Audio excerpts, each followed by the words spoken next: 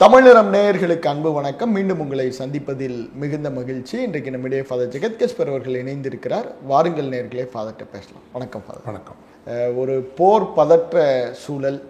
நேற்று மாலை திடீர்னு ஒரு போர் நிறுத்த அறிவிப்பு இந்தியா பக்கட்டும் சரி, பாகிஸ்தான் சைட்லேருந்தும் சரி ஃபாதர்.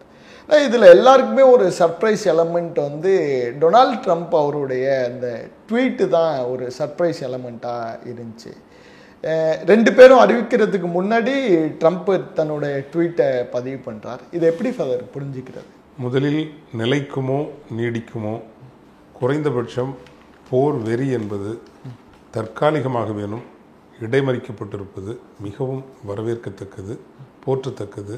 இறைவனுக்கு நன்றி. போர் என்பது மனித குலத்திற்கும் இறைவனுக்கும் எதிரானது. என்றுமே நமது குரல், நமது பதிவுகள் போருக்கு எதிரானதாகத்தான் இருக்க வேண்டும். ஒன்று. இரண்டு, இந்த போர் நிறுத்தம் என்பது எதிர்பாராத ஒரு வியப்பாக வந்திருக்கிறது. சர்ப்ரைஸ் தான், ஒரு சர்ப்ரைஸ். காரணம், அந்த போர் சென்று கொண்டிருந்த திசை மிக மோசமான ஒரு நிலையை நோக்கித்தான் அது சென்று கொண்டிருந்தது. அடிப்படையில் இந்த போர் நிறுத்தத்திற்கு பல காரணங்கள் இருந்திருக்கக்கூடும் என்பது என் எண்ணம். முக்கியமாக அமெரிக்காவின் ஏனைய உலக நாடு, நீங்கள் கவனித்தீர்கள் என்றால் G7 நாடுகள் கூட மிக கடுமையாக அல்லது உறுதியாக போர் நிறுத்தத்தை வலியுறுத்தியிருந்தன. சவுதி அரேபியா, அமீரகம், கத்தார் போன்ற நாடுகளும் போர் நிறுத்தத்தை வலியுறுத்தியிருந்தன. ஆனால் எனது எண்ணப்படி, நான் பலமுறை சொல்லியிருக்கிறேன், இந்திய அரசியல் கட்சிகள் மீதும் பாஜக மீதும் அரசியல் அமைப்பு மீதும் நமக்கு கடுமையான விமர்சனங்கள் இருக்கலாம். ஆனால் இந்திய இராணுவம் என்பது அடிப்படையில் இன்று வரைக்கும் it's a very highly professional army. அந்த ப்ரொஃபஷனல் டிசிப்ளின் கொஞ்சம் இப்போது காஷ்மீர் பகுதிகளில் இருக்கிற இராணுவம் அவற்றை கையாளுகின்ற பிரிவுகள் தான் ஊழல் மயப்பட்டிருப்பதாக பொதுவாக செய்திகள் வந்து கொண்டிருக்கின்றனவை தவிர, பொதுவில் இந்திய இராணுவம் என்பது ஹைலி டிசிப்ளின்ட் ஒரு ஆர்மி. சாதி மதம் எல்லாம் உள் இருந்தாலும் கூட அந்த பேதங்களினுடைய அடிப்படையில் இயங்குகிற ஒரு இராணுவம் அல்ல. போர் வெறி கொண்டு அலைகிற ஒரு இராணுவமும் அல்ல. நான் இதற்கு முன்பு கூட உங்களுக்கு சொன்னேன், இதுவரையான நமது விடுதலை கால வரலாற்றில் 75 ஆண்டுகளுக்கு மேலாக அரசியல் ஆசைகள் எதுவும் வளர்த்து கொள்ளாத ஒரு இராணுவ அமைப்பு நமது இராணுவ அமைப்பு. அந்த வகையில் பாகிஸ்தான் இராணுவத்தை விட மிக உயர்ந்த அளவில் தான் அரசியல் ஆசைகள், அது ஆட்சியை பிடிக்க வேண்டும், அதிகாரத்தில் அமர வேண்டும் என்று இந்திய இராணுவம் ஒருபோதும் விரும்பியதில்லை. இந்த சண்டை நிறுத்தம், போர் நிறுத்தம், இராணுவ உயர் தளபதிகளுடைய பங்கும் அதில் மிக முக்கியமானதாக இருக்கும் என்று நான் நம்புகின்றேன். காரணம், தரைப்படைகள் நகர்த்தப்பட தொடங்கப்பட்டன. பாகிஸ்தான் தன்னுடைய தரைப்படைகளை எல்லை பகுதி நோக்கி நகர்த்தியது. அதற்கு இந்தியாவும் பதில் தந்தாக வேண்டிய ஒரு சூழ்நிலை வருகின்ற போது இழப்புகள் பல்லாயிரங்களில் இருக்கும் இரு தரப்பினருக்கும். அது இராணுவத்தினருடைய மன உறுதியை சீர்குலைக்கும். நீங்கள் ட்ரோன்கள் மூலமாகவும் ஏவுகணைகள் மூலமாகவும் கனரக எரிகணை ஆயுதங்கள் மூலமாகவும் போரை நடத்தி கொண்டிருக்கிற வரை இராணுவத்தினருடைய அந்த மன உறுதி என்பது சீர்குலையாது. ஆனால் தரைப்படை தாக்குதல் என்று வருகின்ற போது இரு தரப்பிலும் பல்லாயிரக்கணக்கான இராணுவத்தினர் ஈடுபட வேண்டியிருக்கும். நான் சொன்னதைப் போல ஆயிரக்கணக்கான இழப்புகள், ஊனமுறுதல்கள் இவையெல்லாம் நிகழும். இரண்டாவதாக, ஒரு அணு ஆயுத போர் விளிம்பிற்கு எடுத்து செல்லப்பட்டால் அதை எப்படி எதிர்கொள்வது என்கின்ற அச்சம் பொறுப்பான இராணுவ தளபதிகளுக்கு இருக்கும். எனவே இந்திய இராணுவ தலைமை, இராணுவ அரசியல் தலைமை இருக்கிறது. பிரதமர் அலுவலகத்தில் இருக்கிற இராணுவ அரசியல் தலைமை என்பது அது சித்தாந்தங்களால் இயக்கப்படுகின்ற, அது ஒரு அரசியல் கட்சி போல செயல்படுகிறது. ஆனால் இந்திய இராணுவம் என்பது மிகவும் ப்ரொஃபஷனலாக நடந்து கொண்டிருக்கிற ஒரு இராணுவம். பாகிஸ்தான் இராணுவத்தையும் நீங்கள் குறைத்து மதிப்பிட முடியாது. அவர்களினுடைய பொருளாதாரம் இன்றைக்கு அதால பாதாளத்தில் விழுந்து கிடக்கிறது, உண்மைதான். அவர்களினுடைய அரசியல் என்பது சீர்குலைந்து கிடக்கிறது. நாட்டு மக்களை இணைக்கும் ஆற்றல் கொண்ட ஒரே தலைவராக இம்ரான்கான் அவர்கள் இருந்தார்கள். அவரையும் அவர்கள் சிறையில் அடைத்திருக்கிறார்கள். அதிகாரத்தை உண்மையில் இராணுவம் தான் கையில் வைத்திருக்கிறது. ஆக எல்லா வகையிலும் சீர்குலைந்திருக்கிற அந்த நாட்டிற்கு உறுதிப்பாட்டை தருகிற ஒரே நிறுவனமாக பாகிஸ்தான் இராணுவம் தான் இருக்கிறது. இராணுவம் தன்னை வலுப்படுத்தி கொண்டும் இருக்கிறது, வளமான நிலையிலும் வைத்திருக்கிறது. அந்த பாகிஸ்தானினுடைய எஞ்சிய ஒரே உறுதியான நிறுவனம், த ஸ்டேபிள் இன்ஸ்டிடியூஷன் அதை உடைக்க வேண்டும் என்பதுதான் இந்திய இராணுவ அரசியல் அமைப்பினுடைய ஒரு இலக்காகவும் இருந்திருக்கும் என்பது என்னுடைய எண்ணம். ஆனால் தான் இவ்வளவு தீவிரமாக இந்த போர் முழு அளவில் இந்தியாவால் முன்னெடுக்கப்பட்டது. அந்த முயற்சியில் இந்த அடுத்து எப்படி நடக்கும் என்பது நமக்கு தெரியாது. ஆனால் நாம் இது நான் முன்னரையே நாம் சொன்னது தான், எதிர்பாராத சில இழப்புகள் இந்தியாவுக்கு நிகழ்ந்ததும் இந்த போர் நிறுத்தம் வருவதற்கு ஒரு காரணமாக இருக்கக்கூடும். குறிப்பாக ஒரு ரஃபேல் ஜெட் விமானம் ஒன்று, பாகிஸ்தான் சொல்கிறது 5 விமானங்களை நாங்கள் சுட்டு வீழ்த்தினோம் என்று சொல்கிறது. இந்தியா இதுவரைக்கும் அதை ஒன்றை கூட ஏற்றுக்கொள்ளவில்லை. ஆனால் ரஃபேல் விமானங்களை தயாரிக்கிற பிரெஞ்சு நாட்டு நிறுவனம் ஒரு ரஃபேல் விமானம் இழக்கப்பட்டிருக்கிறது. பொதுவில் உங்களுக்கு விமானப்படையில் தாக்குதல் சண்டையிடுகின்ற விமானங்கள் உண்டு, இடைமறித்து மட்டுப்படுத்துகின்ற இன்டர்செப்டர்ஸ் உண்டு, ஃபைட்டர் ஜெட்டில் வந்து ரஃபேல் தான் இன்னைக்கு நம்பர் 1. இந்த F-16 போல ரஃபேல், ஒரு ரஃபேல் விமானத்தினுடைய விலை 2500 கோடி, பெரிய விலை. ஸோ அதை தயாரித்த நிறுவனம் உறுதி செய்திருக்கிறது.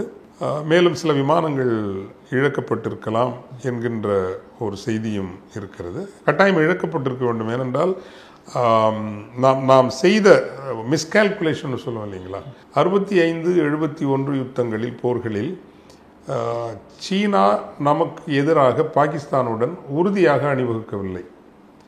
ஆனால் இந்த முறை அப்படி அல்ல. நான் உங்களுக்கு முன்னாடி உள்ள பல இதிலேயே சொல்லியிருக்கிறேன். இந்திய பாதுகாப்பை நீங்கள் வரையறுக்கிற போது அமெரிக்க நேட்டோ நாடுகள் கடல் வழி ஒரு பாதுகாப்பு ஆர்கிடெக்சர், அதில் தான் இந்தியாவை ஈடுபடுத்த விரும்புகிறாங்க, மேரிடைம் செக்யூரிட்டி. காரணம் அது இந்தியாவுக்குமானது என்று அவர்கள் சொல்லிக்கொண்டாலும் கூட ஜப்பான், ஆஸ்திரேலியா நாடுகளை பாதுகாப்பது தான் அவர்களுடைய முதன்மையான இலக்கு. அதை வைத்துக்கொண்டு தான் NATO Indian Ocean and Indo Pacific security ஆர்கிடெக்சரை வரையறுக்குது. ஆனால் இந்தியாவினுடைய பாதுகாப்பு அச்சுறுத்தல்கள் கடல் வழி அதிகம் வருவது அல்ல, நிலம் வழியாக, நிலப்பரப்பு வழியாக வருவது. நமக்கு 2 திசையில், ஒன்று பாகிஸ்தான் காஷ்மீர் எல்லை பகுதியில் மட்டுமே நாம் ஏறக்குறைய 4 லட்சம் இராணுவத்தினரை நிறுத்தி இருக்கிறோம். நீ அந்த பக்கம் போனீங்கன்னா அருணாச்சல் பிரதேஷ், அந்த சீனாவினுடைய அச்சுறுத்தலிருந்து நம்மை பாதுகாத்துக் கொள்வதும் பெரிய தேவையாக இருக்கிறது. இந்த 2 பிரச்சனையிலையும் அமெரிக்காவோ ஏனைய ஐரோப்பிய நாடுகளோ நம்மை பாதுகாப்பதற்கு வராது என்பதுதான் அடிப்படை உண்மை. அதுக்கு ஒரு கசப்பான உண்மை. இந்த உண்மையை புரிந்து கொண்டால் தான் நமது நீண்டகால பாதுகாப்பை பற்றி நாம் சிந்திக்க முடியும். அவ்வகையில் இந்த பாகிஸ்தானினுடைய தரைப்படை நகர்வு என்பது இந்திய இராணுவ உயர்மட்டத்தில்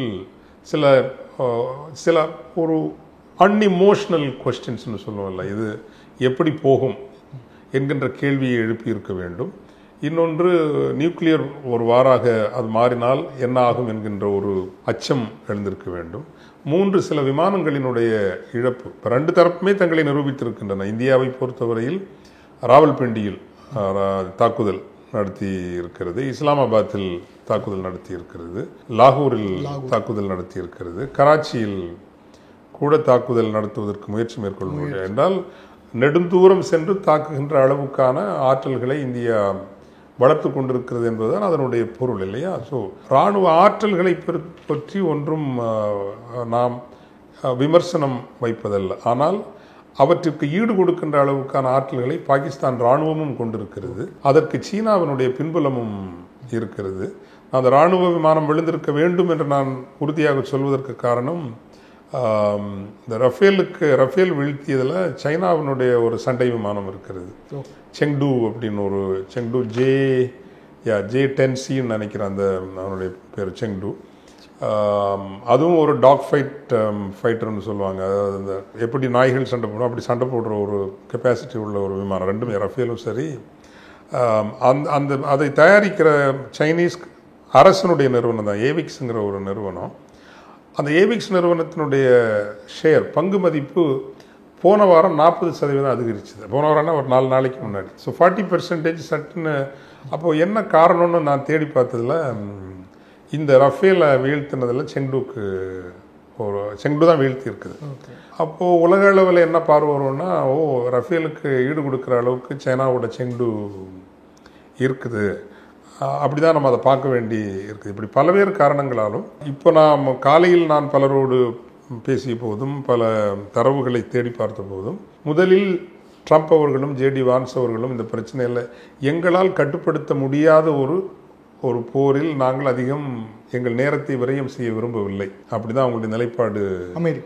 அமெரிக்கா ஏனென்றால் இந்தியா இதை, அதாவது உலகம் எங்களை ஆதரிக்க வேண்டும், ஆனால் இந்த பிரச்சனை உலக பிரச்சனை ஆகக்கூடாது. இது இந்தியாவினுடைய அணுகுமுறை. உலகம் எங்களை ஆதரிக்க வேண்டும், ஆனால் காஷ்மீர் பிரச்சனை உலகத்தால் பேசப்படக்கூடாது. இப்படி அதனால தான் அவங்க சொன்னாங்க, நாங்கள் என்ன பண்ணாலும் இவங்க அந்த பிரச்சனை, அடிப்படை பிரச்சனை இவர்கள் பேச போவதும் இல்லை, தீர்க்க போவதும் இல்லை. எங்களால் தீர்க்கப்பட முடியாத ஒரு பிரச்சனையில் நாங்கள் நேரம் வீணடிக்க விரும்பவில்லை என்று. ஆனால் அமெரிக்காவினுடைய உளவு அமைப்புகளும் ஏனைய முக்கிய ஆய்வு அமைப்புகளும் அந்த உள்ளீடுகள் கொடுப்பாங்கல்ல, இன்புட்ஸ் கொடுப்பாங்க. இது ரொம்ப மோசமாக போகுது, இப்படியே போயாச்சுன்னா அது தப்பான இடத்துல இந்த பகுதியை, இந்த பிராந்தியமே, ரீஜனே வந்து நிற்கும் அப்படிங்கிற எச்சரிக்கைகள் கொடுத்த காரணத்தினால்தான் அமெரிக்கா, குறிப்பாக Marco Rubio, secretary of state, அவங்கெல்லாம் தீவிரமாக ஈடுபட்டு, சவுதி அரேபியா, அமீரகம், இவங்க எல்லார் வழியாகவும் ஈடுபட்டு சைனாவோடையும் பேசியிருப்பாங்க. ஒரு சண்டை நிறுத்தம் கொண்டு வரப்பட்டிருக்கிறது. இப்போ இந்த டொனால்ட் ட்ரம்ப்போட இந்த ட்வீட் வந்து, நாங்கள் இதை வந்து நாங்கள் சமாதான போக்க நாங்கள் தான் இனிஷியேட் பண்ணணும், இதுக்கு நாங்கள் தான் காரணங்கிற கிளைமை ட்ரம்ப் பண்ணுறாரா? அதுக்காக தான் இந்த ட்வீட்டை நம்ம பார்க்கலாமா ஃபாதர்? ஆமாம், அவர் பொதுவாக அப்படி பண்ணிடுறாரு. அவர் வந்து ஒரு பிஸ்னஸ் மேன். அவர் நீங்கள் அரசியல்வாதிங்கிறத விட is a very successful business man. நீங்கள் நியூயார்க்லேயே மிக விலை மதிப்பு மிக்க பெரிய டவர்னா ட்ரம்ப் டவர் தான். அவர் அரசியலுக்கு வரதுக்கு முன்னாடி பெரிய பில்டர், டெவலப்பர். ஸோ அவருக்கு எல்லாத்தையுமே வந்து ஒரு டிரான்சாக்ஷனாக தான் பார்ப்பார் அவர். நான் உனக்கு இது பண்ணுறேன், நீ இதுக்கு இப்போ டேரிஃப் வார்லேயும் அது தானே இல்லையா? இப்போ உக்ரைன் வாரில் முதல்ல கொஞ்சம் அமைதியாக இருக்கணும், எல்லாம் சண்டை நிறுத்தத்துக்கு பக்கத்தில் கொண்டு வந்து வச்சுட்டு இல்லை எல்லாம் நான் பூட்டின்ட்ட பேசிடுவேன், எல்லாம் சரியாயிடும், அவரெல்லாம் கேட்டுக்குவாருங்கிற மாதிரி ஒரு மனநிலையில் உள்ள ஒரு மனிதர். ஸோ இதுலேயும் அவர் அப்படி தான் விரும்பி இருக்க வேணும்னு நான் நினைக்கிறேன். ஐ மீன், இவர் முன்னாடி முதன்முறையாக அதிபராக இருக்கிற போதே இந்தியா விரும்பினால், இந்தியாவும் பாகிஸ்தான் விரும்பினால், நான் இடைப்பட்டு இந்த காஷ்மீர் பிரச்சனைக்கு ஒரு தீர்வு காண முயற்சி செய்கிறேன்னு சொன்னப்போ இந்தியா அதை நிராகரிச்சேன். இந்தியா காஷ்மீர் பிரச்சனையை ஒருபோதும் ஒரு அனைத்துலக மயம் ஆவதை அனுமதிக்காது. ஸோ இந்த இதுலேயும் அவருக்கு வந்து அதில் ஒரு சந்தோஷம், நம்ம பேசி தான் இதெல்லாம் வருதுங்கிறதுல அவருக்கு அதில் ஒரு இஸ் அ பிஸ்னஸ் மேன். ஆனால் இந்தியா அதை எதையுமே சொல்லலை. அமெரிக்காவுக்கு நன்றி கூட சொல்லலை. பாகிஸ்தான் நன்றி சொல்லியிருக்குது. இந்தியாவுக்கு கவலை என்னென்னா, வெளிநாடுகளினுடைய இடைப்பாடு இந்த பிரச்சனையில் ஆன மட்டும், நான் சொன்னேன் இல்லைங்களா, வெளிநாடுகள்லாம் ஆதரிக்க வேண்டும், ஆனால் அறிவுரை சொல்லக்கூடாது. இது ஒரு விசித்திரமான ஒரு நிலைப்பாடுன்னு வச்சுங்க. சரி, அதை இப்போதைக்கு நம்ம விமர்சிக்க வேணாம். ஒன்று. ரெண்டாவது, இப்போது அவங்கள நம்ம இதை விட்டாச்சுன்னா நாளைக்கு காஷ்மீர் பிரச்சனையிலையும் பேச வந்துடுவாங்களோங்கிற ஒரு அச்சம் இவர்களுக்கு இருக்கலாம். ஆனால் ஏதோ ஒரு வகையில் என்னை பொறுத்தவரையில் அமெரிக்காவினுடைய முயற்சியால் மட்டுமே இந்த சண்டை நிறுத்தம் வந்ததுன்னு சொல்ல முடியாது. பல்வேறு காரணங்கள், நான் முந்தைய கேள்வியில் சொன்னதை போல பல்வேறு காரணங்களும் அமெரிக்காவினுடைய அழுத்தம் மிக முக்கியமான ஒரு காரணமாக இருந்திருக்கக்கூடும். ஒரு பக்கெட்டு இப்படி சமாதான பேச்சு, இன்னொரு பக்கெட்டு IMFலேருந்து $1 பில்லியன் அவங்க பாகிஸ்தான் கேட்ட உடனே கிடைக்குது. இது எப்படி ஃபாதர் புரிஞ்சுக்கிறது? ஒரு பக்கெட்டு பாகிஸ்தானுக்கு ஆதரவு, இந்த பக்கம் சமாதானம், இதை எப்படி உள்வாங்கிக்கிறது? உலக நாடுகளை சொல்றீங்க? ஆமாம் ஃபாதர். உலக நாடுகள், அதுதான் நான் சொல்றேன் இல்லைங்களா, இந்த தாக்குதல் நடந்ததை பற்றி, இந்த பஹல்காம் தாக்குதல் இருக்கு இல்லையா, அதை பற்றி உலக நாடுகளுக்கு ஒரு ஐயப்பாடு இருக்கிறது. இது என்னால் அனுமானிக்க முடியுது. ஏனென்றால் அந்த தாக்குதல் பற்றி கடுமையான கண்டனங்கள் ஒன்றும் வரல, சடங்கு ரீதியான கண்டனங்கள் தான் வந்தது. காரணம், இன்று வரைக்கும் அதற்கான சான்றுகள் இருப்பதாக இந்தியா சொல்லிக்கொள்கிறதை ஒழிய அந்த சான்றுகளை உலகத்திற்கு தரவில்லை. நம்பர் 1. 2, ஒரு அனைத்துலக விசாரணை நடத்துங்கள் என்று பாகிஸ்தான் முன்வருகிறது. அதை ஏற்றுக்கொண்டு, அது நல்ல யோசனை தான், 2 பேரும் ஒத்துழைத்து ஒரு அனைத்துலக விசாரணை வைத்து யார் உண்மையில், ஏனென்றால் சுட்டுக் கொன்ற அந்த பயங்கரவாதிகளினுடைய புகைப்படங்கள் கிடைத்திருக்கின்றன. ஆக அவர்களை அடையாளப்படுத்துவதும் அவர்கள் யார் என்று அந்த வேர்மூலத்தை தேடுவதும் எளிதான ஒரு விஷயம். அப்போ அந்த அனைத்துலக விசாரணைக்கு இந்தியா முன்வரவில்லை என்பது, இவர்கள் ஏன் ஃபேக்டை கொடுக்க மாட்டேங்கிறாங்க? காரணம், நமக்கே நம்ம அந்த ஐயப்பாட்டை, உண்மையில் இந்த பிரச்சனையினுடைய முதல் வேரை நீங்கள் தேட வேண்டும் என்றால் நான் முன்னர் சொன்னதையே முந்தைய பதிவுகளில் சொன்னதையே காஷ்மீர் நிலப்பரப்பிற்குள் மட்டுமே 3,43,000 இராணுவத்தினர் துணை இராணுவத்தினர் நிற்கிறார்கள். எல்லை பகுதியில் ஒரு 4 லட்சம் இராணுவத்தினர் நிற்கிறார்கள் காஷ்மீர். இதுக்கு அப்பால் இனி காவல்துறை, துணை காவல் அமைப்புகள் எல்லாம் நீங்கள் சேர்த்து பார்த்தீங்கன்னா 8.5 லட்சம் ஒரு இராணுவ காவல் அமைப்பினர் இருக்கிற ஒரு நிலப்பரப்பில் நீங்கள் சும்மாவே காஷ்மீருக்குள்ளே எங்கே நடந்து போனாலும் கூப்பிட்டு போலீஸ் உங்களை செக் பண்ணுவாங்க. எப்படி 1 மணி நேரம் சண்டையிட்டு இந்த மாதிரி பயங்கரவாதத்தை நிகழ்த்தி விட்டு, அதுவும் ஒரு 200 கிலோமீட்டர் தூரம் உள்ளார வந்துட்டு எப்படி அவங்க போனாங்க, யாரும் பார்க்காம எப்படி போனாங்கங்கிறது, அது ஒரு உலக நாடுகளுக்கும் அந்த கேள்வி இருக்கிறது. அந்த கேள்வியை எந்த பின்புலத்திலேருந்து வச்சு பார்ப்பாங்கன்னா, எப்படி 70களில் அமெரிக்காவினுடைய CIA அங்கங்கேயா போய் இந்த தேவையில்லாத படுகொலைகள் அது இதுன்னு நடத்திட்டு இருந்ததோ, அந்த படுகொலைகள்லாம் எப்போ தடுத்து நிறுத்தப்பட்டது என்றால், அமெரிக்க செனட்டும் காங்கிரஸும் இப்படியே போனால் உலகத்தில் நமக்கு ரொம்ப கெட்ட பேர் வரும், எதிர்காலத்தில் நமக்கு நண்பர்களை விட எதிரிகள் அதிகமாக இருப்பார்கள், அதனால் அவர்களுடைய இடைப்பாட்டிற்கு பிறகுதான் சமீப ஆண்டுகளில் நீங்கள் இந்த CIA போன்ற அமைப்புகள் அரசியல் படுகொலைகள் இதிலெல்லாம் அதிகமாக இருக்கிறத நீங்கள் பார்க்க முடியாது வெளிப்படையாக. இந்தியாவினுடைய அந்த நான் சொன்ன இந்த அரசியல் இராணுவ பிரிவு என்பது இது போன்ற ஆபரேஷன்ஸை அரசியல் தேவைகளுக்காக செய்ய தொடங்கி விட்டதோ என்கின்ற எண்ணமும் உலக நாடுகளுக்கு இருக்குது. எனவே தான் ஹார்ட் ஃபேக்ட், ஓகே, உண்மை என்னங்கிற அந்த ஃபேக்டை நீங்கள் சான்றுகள் என்ன, அந்த சான்றுகள் தராத வரைக்கும் இந்த போர் தொடங்கிய அந்த அடிப்படையை உலக நாடுகள் ஐயப்படுகின்றன. கண்டிப்பாக ஃபாதர். இப்போ ஒரு போரை தொடங்குவதும் முடிப்பதும் அது ஒரு அரசியல் முடிவு அப்படி தான் நம்மளால் பார்க்கணும். ஒரு சில அதிகாரிகளுடைய உரையாடலை வச்சு ஒரு போரை தொடங்குறது முடிக்கிறது அது எப்படி ஃபாதர்? அதுதான் நான் சொன்னேன், அது இராணுவத்திற்கு விடப்பட்டிருக்க வேண்டிய ஒரு அரசியல் என்ன செய்திருக்க வேண்டும் என்றால், உண்மையான தரவுகளை உலக சமூகத்திடம் கொடுத்து, சான்றுகளை கொடுத்து, அந்த சான்றுகளினுடைய அடிப்படையில் ஒரு உலக விசாரணைக்கு ஒத்துக்கொண்டு, அந்த உலக விசாரணை மூலம் பாகிஸ்தானை குற்றப்படுத்தி, அந்த குற்றப்படுத்தலினூடாக அதன் மீது பொருளாதார தடைகள், ஏனைய இராணுவ தொழில்நுட்ப தடைகள், இன்னும் பல்வேறு அரசியல் செயற்பாடுகள் மூலம் ஒரு நீண்ட கால அளவில் பாகிஸ்தானை கட்டுப்படுத்தி இருக்க முடியும். இன்னொன்று என்ன உலகம் நினைக்குது அப்படின்னா, ஏன்னா இங்கே இருக்கிற நம்ம அந்த போர் வெறியில் உண்மைத்தன்மை இப்படி எனக்கு கடந்த அந்த மும்பை தாக்குதலுக்கு பிறகே பொதுவில் அந்த பயங்கரவாத அமைப்புகளுக்கு தீவிர ஆதரவு கொடுக்கின்ற நிலைப்பாட்டிலிருந்து பாகிஸ்தான் கொஞ்சம் பின்வாங்கி கொண்டுதான் இருக்கிறது. ஏற்கனவே உருவாக்கப்பட்டு விட்டவர்களை முற்றாக அவர்கள் தடுத்து நிறுத்த முடியாது, இது ஒரு யதார்த்தம்.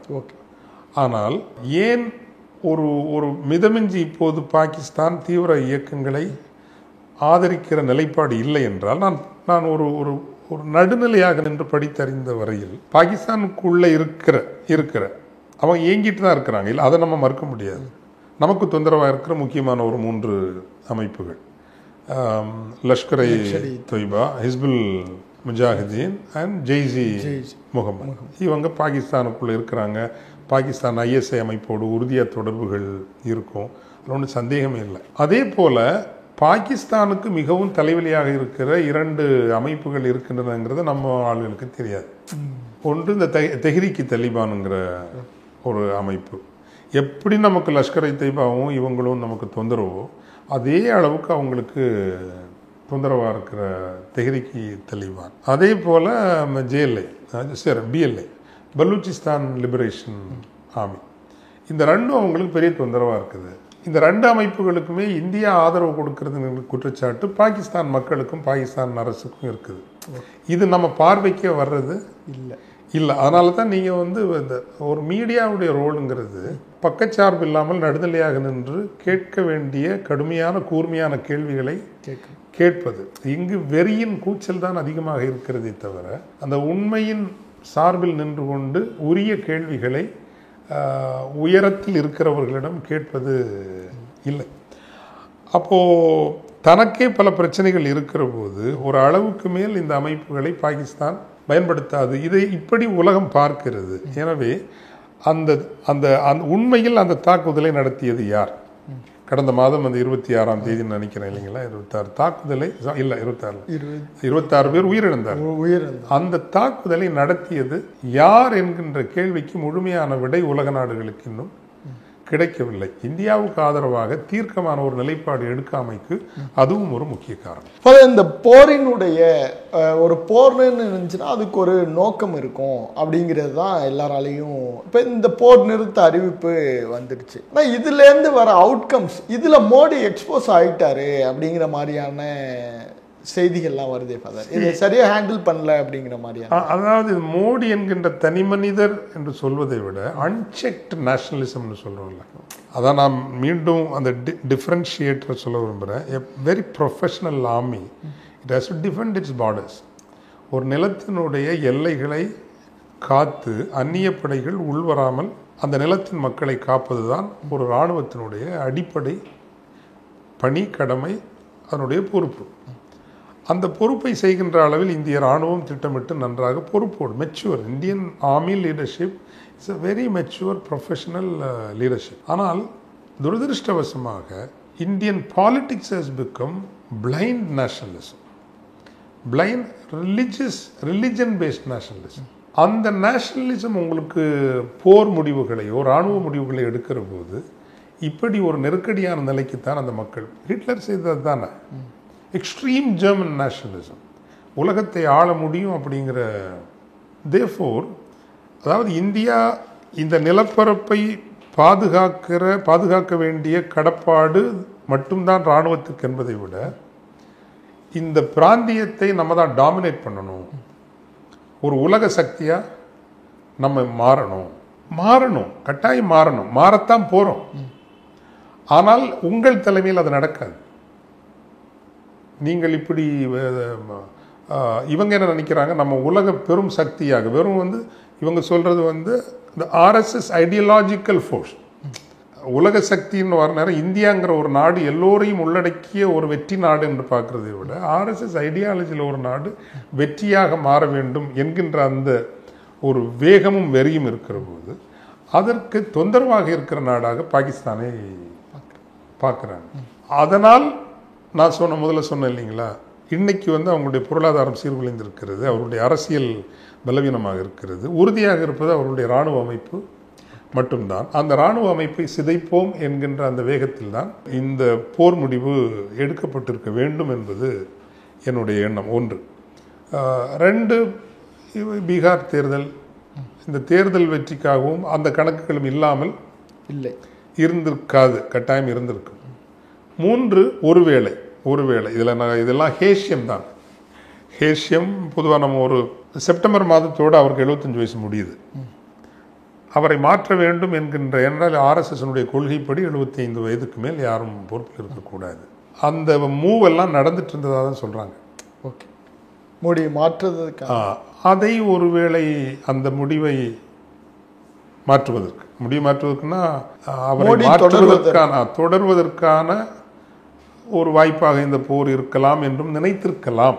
நான் அப்படித்தான் நம்ம அதை சொல்ல முடியாது. ஸோ பொதுவில் இப்படி பார்க்கிற போது நம்ம அந்த ஒரு தாக்குதல் நடந்த அந்த தாக்குதல் தொடர்பான ஐயப்பாடுகளை உலக சமுதாயத்திற்கு நீங்கள் முழுமையாக நீக்குவதற்கு முன்னால், 2, உங்கள் பாதுகாப்பு குறைபாட்டிற்கு பொறுப்பெடுப்பதற்கு முன்னால், இவ்வளவு ஃப்ரீயாக 200-250 கிலோமீட்டர் 1 மணி நேரம் ஜாலியாக படுகொலை பயங்கரம் நடத்திவிட்டு பாதுகாப்பாக திருப்பி செல்கிற அளவுக்கு அப்புறம் எதுக்கு ஏன் நீங்கள் பாகிஸ்தான் நார்மல் ஆகிடுச்சுது, எல்லாம் ஆர்டிகிள் 370 போனதோட எல்லாமே சூப்பர் பெர்ஃபெக்டாக மாறிடுச்சு. இந்த கேள்விகளுக்கெல்லாம் பதில் சொல்வதற்கு முன்னால் நீங்கள் பெரும் போரை கட்டவிழ்த்து விட்டதை உண்மையான அறிவு சமூகமும் நம்பவில்லை, அனைத்துலக சமூகமும் நம்பவில்லை, ஏற்றுக்கொள்ளவும் இல்லை. கண்டிப்பாக ஃபாதர், இந்த மௌனத்தை நம்ம சர்வதேச ஊடகங்கள்கிட்டையும் பார்க்க முடிகிறது.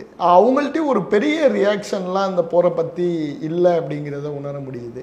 இதையும் எப்படி ஃபாதர் நீங்கள் சொன்னதை தான் அதோட ரியாக்ஷனாக நம்ம எடுத்துக்கலாம்? இதே காரணம் தான், நான் இப்போ ஏற்கனவே சொன்ன அதே காரணங்கள் தான் அனைத்துலக நாடுகளினுடைய ஒரு ஊடகங்களுக்கு வளமையாக நமக்கு மிகவும் வரிந்து கட்டி கொண்டு ஆதரிக்கிற ஊடகங்கள் இந்த முறை இன்னும் அவர்கள் வரிந்து கட்டி ஆதரித்திருக்க வேண்டும். காரணம், பாகிஸ்தானுக்கு ஆதரவாக பின்புல அணியாக நின்ற நாடுகள் அனைத்துலக ஊடகங்களுக்கு சுத்தமாக பிடிக்காத நாடுகள். ஓகே. சீனா 1, துருக்கி நம்பர் 2, ஈரான் நம்பர் 3. மூணுமே உலக நாடுகளுக்கு பிடிக்காத நாடுகள். இருந்தும் அவங்க நமக்கு ஆதரவாக வரல. ஏன்னா ஒன்று, நான் அந்த இமீடியட் ரீசன்ஸ் நான் ஏற்கனவே சொன்னது தான். அந்த பயங்கரவாத தாக்குதலினுடைய உண்மை சான்றுகள் உலகத்திற்கு தரப்படலைங்கிறது மட்டும் கிடையாது. இந்தியாவை உலக நாடுகளும் உலக ஊடகங்களும் ஒரு எல்லா தரப்பு மக்களையும் உள்வாங்கி செல்கிற ஒரு ஜனநாயக நாடாக பார்க்கல. பார்த்த காலம் முடிந்து போயிட்டு. சரி, அது ஒரு பெரிய அசெட்டுங்கிறது நம்ம ஆளுங்களுக்கு புரிய மாட்டேங்குது. இப்போ நம்ம ஏதோ கிறிஸ்டின்ங்கிறனால பேசுகிறோம், முஸ்லீம்ங்கிறனால பேசுகிறோம் அப்படின்னு எல்லாரும் நினைக்கிறாங்க. பட் சாஃப்ட் பவருங்கிறது, இப்போ இன்னைக்கு சவுதி அரேபியா இவங்கெல்லாம் நமக்கு ஆதரவாக இருக்கலாம். பட் நாளைக்கு அந்த மக்களிடமிருந்து இந்தியாவுக்கு எதிரான ஒரு போராட்டங்கள் நடக்குன்னு வச்சுங்க, சவுதி அரேபியா நம்ம பக்கம் நிற்குமா?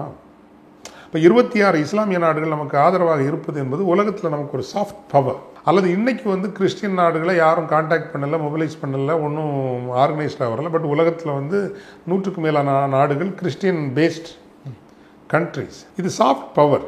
நாளைக்கு யாராவது சிஸ்டமேட்டிக்காக ஆர்கனைஸ் பண்ணி கிறிஸ்டியன்ஸ் ஆர் பெர்சிக்யூட்டட் இயர், இங்கே ரொம்ப கொடுமைப்படுத்துகிறாங்க, உள்ளடக்கல்ல அப்படின்னு உலக அளவில் ஒரு ஒரு ஒரு பரப்புரையும் முயற்சிகளும் செய்யப்பட்டால் அதற்கு ஒரு வணிகம் தொழிலை கடந்து அந்தந்த நாடுகளின் மக்களிடமிருந்து சில எழுச்சிகளும் கோரிக்கைகளும் வருகிற போது அவற்றை அந்த நாடுகள் நிராகரிக்க முடியாது. இந்த விஷயம் இன்னைக்கு உலகத்தில் இருக்கிற ஊடகங்கள், அறிவு அமைப்புகள் எல்லாத்துக்குமே India is no more an inclusive democratic secular country.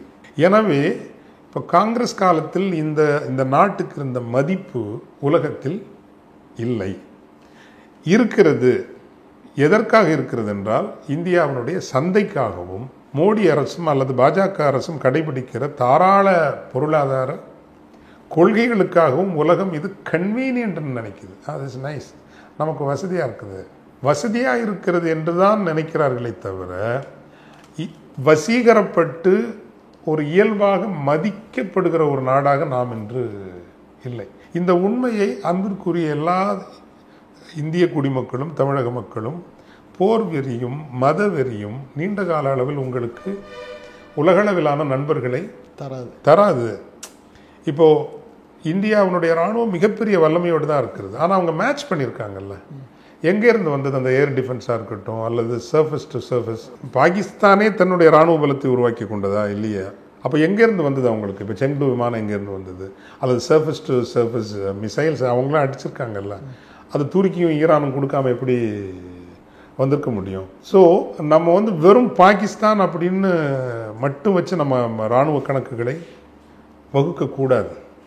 இப்போ இதே இந்தியாவுக்கு உலக அளவில் ஒரு this the best democratic exemplary country, எல்லாரையும் அது உள்ளடக்கி கூட்டு போகிற ஒரு கண்ட்ரின்னு இருந்ததுன்னா துருக்கி கூட தயங்குவாங்க. அல்லது நமக்கு ஆதரவாக இதையெல்லாம் சமாளிக்கிற ஆயுதங்களை தருவதற்கு அமெரிக்காவை தானாக முன் வரும். அப்படி வரக்கூடிய இடத்துல இன்னைக்கு நம்ம இல்லை. இந்த fact extreme nationalism driven countries வெளியே சந்தைக்காக ஏற்றுக்கொள்ளப்பட்டாலும் உள்ளுக்குள் இவனுங்க விழுந்தாச்சுன்னா இவங்களுக்கு வேண்டியதுதான் அப்படின்னு தான் அந்த உலகத்தில் இருக்கிறவர்கள் நினைப்பார்களே தவிர நாம் தோற்றுவிடக்கூடாது என்று யாரும் நினைக்க மாட்டார். ஃபாதர், இப்போ நேற்று போர் நிறுத்த அறிவிப்பு 5 மணிக்கு வருது. ஆனால் திரும்ப 8 மணிக்கு இரவு பாகிஸ்தான் தாக்குதல் நடத்தியதா செய்திகள்லாம் கிடைக்கிறது. இந்த போர் நிறுத்தம், இந்த சூழல்லாம் இப்படியே இருக்குமா? இதோடைய அடுத்த கட்ட நகர்வுகள் எப்படி? என்னப்போ இப்போதைக்கு ஒரு அன்சர்டன்